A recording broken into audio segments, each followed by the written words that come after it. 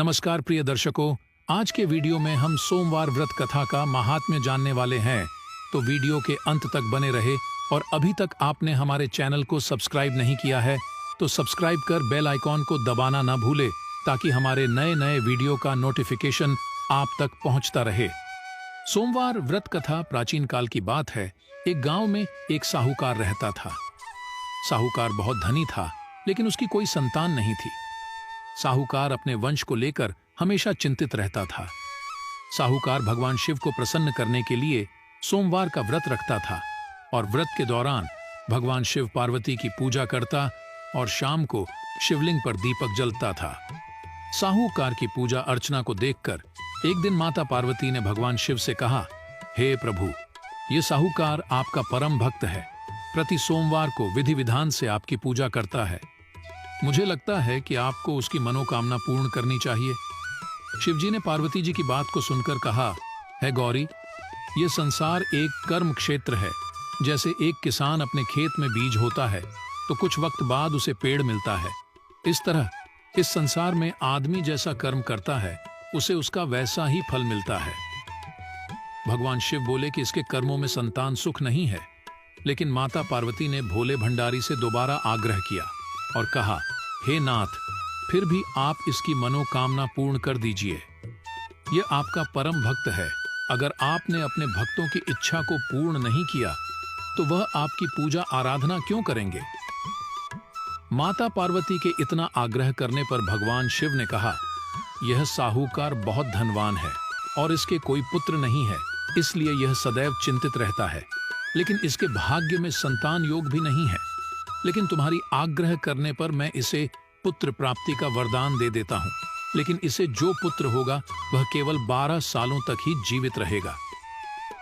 फिर एक रात्रि शिवजी ने साहूकार को स्वप्न में दर्शन दिए और कहा कि उसको जल्द ही पुत्र रत्न की प्राप्ति होगी, लेकिन उसका पुत्र दीर्घायु नहीं रहेगा, बल्कि केवल 12 वर्ष तक ही जीवित रह पाएगा।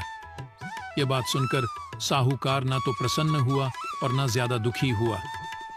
साहूकार ने इस बात को सुनकर भी पूजा अर्चना जारी रखी और कुछ दिनों बाद साहूकार की पत्नी गर्भवती हो गई और उसने एक सुंदर बालक को जन्म दिया। बालक के जन्म से घर पर हर्षो उल्लास का माहौल था, लेकिन साहूकार खुश नहीं था, क्योंकि उसको पता था कि उसके बालक का यह जीवन केवल 12 वर्ष तक का ही है और उसने किसी को भी यह बात नहीं बताई थी। काशी जाते वक्त जिस रास्ते से मामा भांजे गुजर रहे थे, उसका राजा अपनी पुत्री का विवाह एक ऐसे राजकुमार से करवा रहा था जो कि कान्हा था, यानी उसे एक आंख से दिखता नहीं था। दूल्हे का पिता इस बात से चिंतित था कि अगर दुल्हन पक्ष को यह पता चल गया कि दूल्हा कान्हा है तो राजकुमारी विवाह के लिए मना कर देगी। इसलिए उसने जब साहूकार के पुत्र को देखा तो उसने सोचा कि मैं अपने बालक के स्थान पर तोरण के वक्त इस बालक को बिठा दूंगा और दुल्हन के पक्ष वालों को पता भी नहीं चलेगा। दूल्हे के पिता ने साहूकार के बेटे को इस बात के लिए रजो किया। इस तरह के उस लड़के ने दूल्हे के कपड़े पहने और घोड़ी पर चढ़कर तोरण की रस्म पूरी की। तोरण के बाद फेरों की जब बारी आई तो दूल्हे के पिता ने साहूकार के पुत्र से अनुरोध किया कि वह दुल्हन के साथ फेरे ले और जब विवाह संपन्न हो जाए तो यह बात किसी को न बताएं।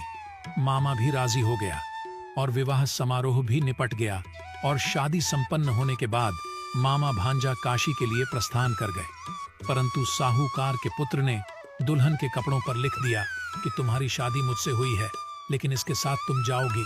वह एक आंख वाला आदमी है और मैं काशी में शिक्षा ग्रहण करने जा रहा हूँ। जब राजकुमारी ने यह बात पढ़ी तो उसने राजकुमार के साथ जाने से इनकार कर दिया और अपने पिता से कहा, यह मेरा पति नहीं है, मेरा पति शिक्षा ग्रहण करने काशी गया है। जब सब जगह यह बात फैल गई तो मजबूरी में दूल्हे के पिता को सारी बात बतानी पड़ी और दुल्हन के पिता ने भी अपनी बेटी को भेजने से इनकार कर दिया। इधर मामा भांजे दोनों काशी पहुंच गए और बालक शिक्षा ग्रहण करने लगा और मामा ने यज्ञ करना भी शुरू कर दिया। जब साहूकार का पुत्र 12 साल का हो गया तो एक दिन वह अपने माँ से बोला कि उसकी तबीयत ठीक नहीं है और वह सोने अंदर जा रहा है। साहूकार का पुत्र अंदर सोने गया और उसकी मृत्यु हो गई। कुछ देर बाद जब माँ अंदर पहुंचे, उन्होंने जब अपने भांजे को मरे हुए देखा तो वह बहुत दुखी हुए, परंतु वह रो नहीं सकते थे, वरना उनके यज्ञ अधूरा रह जाता। इसीलिए मामा ने वापस जाकर यज्ञ पूरा किया और ब्राह्मणों का भोजन करने के बाद मामा अपनी मृत भांजे को देखकर रोने लगे। उसी वक्त उसे मार्ग से शिव पार्वती गुजर रहे थे। माता पार्वती ने किसी के रोने की आवाज सुनी तो उन्होंने शिवजी से कहा, हे प्रभु, कोई मनुष्य रो रहा है, चलो उसके दुखों को दूर कर देते हैं। शिव पार्वती मां के पास गए और उन्होंने जब मृत बालक को देखा तो हैरान हो गए, क्योंकि वह भगवान शिव के आशीर्वाद से जन्म साहूकार का पुत्र था। माता पार्वती ने कहा, हे नाथ, यह तो साहूकार का पुत्र है जिसको आपने केवल 12 वर्ष तक का जीवन दिया था। पार्वती जी ने मृत बालक को देखा तो उन्हें दया आ गई और उन्होंने शिवजी से कहा, प्रभु, आप इस बालक को जीवन दान दे दीजिए, वरना इसके माता पिता जीते जी मर जाएंगे। माता पार्वती के आग्रह करने पर शिवजी ने उनकी बात मान ली और उसे जीवन दान दे दिया। साहूकार का पुत्र जीवित हो गया और मामा भांजे अपने घर की ओर प्रस्थान के लिए चल दिए। रास्ते में साहूकार का पुत्र उस शहर से गुजर जहां उसका विवाह हुआ था। दुल्हन के पिता ने बालक को पहचान लिया और मामा भांजे को लेकर अपने महल आ गए। दुल्हन के पिता ने एक समारोह किया और अपनी पुत्री को साहूकार के साथ भेज दिया। जब साहूकार का बालक अपने घर पहुंचा तो उसके माता पिता छत पर बैठे थे और सोच रहे थे कि अगर उनका पुत्र सही सलामत वापस नहीं लौटा तो वे दोनों भी इसी छत से कूदकर अपनी जान दे देंगे। पर इस समय उसके मामा वहां आ गए और उन्होंने बताया कि उनका पुत्र जीवित है और विवाह करके वापस लौटा है। साहूकार ने अपने बालक को जीवित देखा तो खुशी से उसका स्वागत किया और साहूकार का पूरा परिवार खुशी खुशी अपना जीवन बिताने लगा। जैसे भोलेनाथ ने इस परिवार पर कृपा करी, ऐसी कृपा सब पर करना।